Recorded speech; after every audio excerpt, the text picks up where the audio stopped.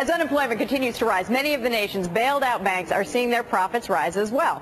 As Wall Street plans to pay tens of billions of dollars in bonuses, the White House not so happy about it. They're issuing a warning to firms to curb those executive perks. Democratic strategist Keith Boykin joins us, and Republican strategist Doug Heye. Good to see you both.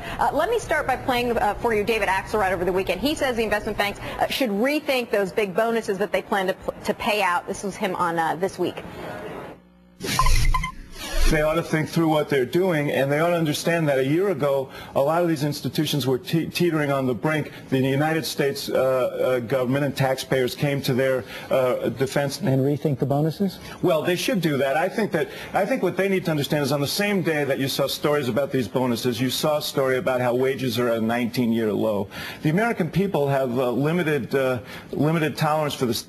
All right, Doug, this may be true, but, I mentioned this earlier. Criticism may be in the eye of the beholder here. In the Washington Post, the headline was that the top aides to Obama upgrade Wall Street. But in the Wall Street Journal, the headline was criticism of Wall Street pay more muted this time. Isn't everything in the eye of the beholder? I think, you look at some of the decisions business has made in the past couple of years. We saw the private jets being flown to Washington when coming for bailout money. There are a lot of tone-deaf decisions that are being made by the business community, but at the same time, there are a lot of contracts that are in place there that can't be dissolved. And what's really troubling for me is to see the White House really go after business anywhere it can, whether it's Wall Street, insurance companies, Fox News, the Chamber of Commerce. They've got their sights set on business and making enemies out of them like it's a Nixonian enemies list. Oh, Keith, I hear you chuckling. But Keith, let me ask you this, because here's a reality. Another headline out there today is that the pay rules may be complicating GM's search for a CFO, right? So of all businesses right now, GM needs a good chief financial officer,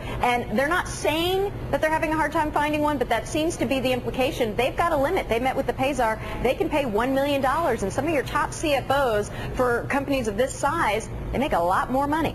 Well, I understand that, but I'm sure they can find a qualified, competent CFO for $1 million for a struggling company that's basically under taxpayer regulation. There are only 5 companies, by the way, that are under the supervision of the pay czar, Ken Feinberg, and GM is one of those 5 companies. But the reality is that this doesn't have to be a partisan issue, as the Republicans are trying to make it into one. It's an issue that transcends partisanship, because both Democrats and Republicans can be outraged about these compensation packages with a 10,000 Dow and 10% unemployment. We need to be doing something so that the Main Street and Wall Street are both benefiting from the economic recovery and not just one or the other. Right. And we also need to make sure the banks start lending again and stop lobbying against the financial reform regulation. We did hear that from Axelrod.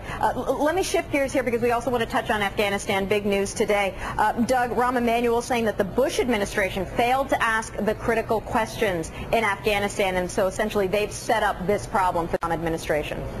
Well, one thing we've consistently seen, and I think there is some merit to it on several issues, is the White House looking back at the Bush administration and talking about what they inherited. I think what we really need to see right now is leadership from the president to make the right decision. I'm not very concerned about the timing of it. It's more important that the president gets it right. And let me just say very quickly on GM, I think we could have just solved the problem in the last segment. Perhaps that's a job for Sarah Palin if she's on the job market right now. Doug's got all the jokes today. All right, Doug Heye, Keith Boykin, gentlemen, thanks for joining us today. We appreciate it. Thank you.